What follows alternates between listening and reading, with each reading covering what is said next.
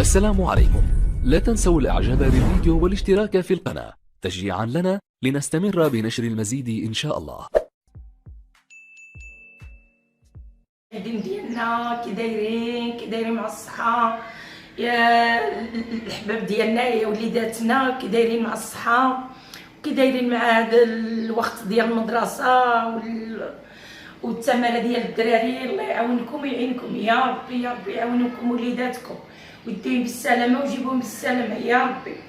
وانتم المشاهدين معنا كنت عيانة شوية مريضة باش شحال هادي ما تجي وصفة ولا طيبت ولا درت شي حاجه. شكرا لكم يشافي الامه كل محمد يا ربي، يا ربي اللي مريض الله يشافيه يا ربي، يا ربي يخلي لكم وليداتكم. انا دابا شي ضياف عيطوا لي جاو عندي وراني غير نوجد المعشه ديالهم ان شاء الله الا قبلوا علينا الضياف. عندنا واحد الرجيله ديال الحمايه غادي نحشيها في الفرن. انا درت البصله، دايره التفاح، دايره اللحم هكا، ما غندير لا حتى حاجه، ما ندير لا غير شويه الملح. ما بغيتش ندير لا ديك العطريه وديك التخربيق. ديك العطريه هذيك كاين اللي ما يبغيهاش بحال ولادي وديك الشيء كنديرها.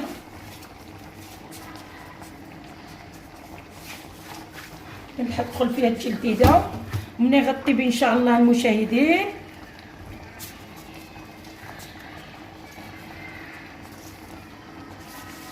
غادي ان شاء الله هانتوما المشاهدين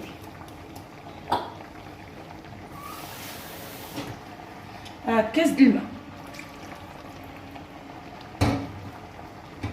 هانتوما المشاهدين غادي ندير له لامنيون نحشيه في الفرن. يلا هانتوما معنا وانتم المشاهدين ديالنا. حنا درنا الماء شويه من التحت البصله وشي تفاحات جوج باش كيطلقوا النسمه فيه زوين. ومنين غيطيبوا غنحطوا ان شاء الله الكمون والملحه ونحطوا لهم اللي بغى ياكل السودانيه الحروب. انتم معنا المشاهدين الله يجازيكم الله بخير.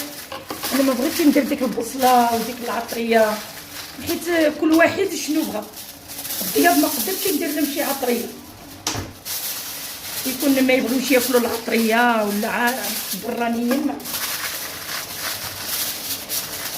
ما يحفظكم ويخليكم ليا.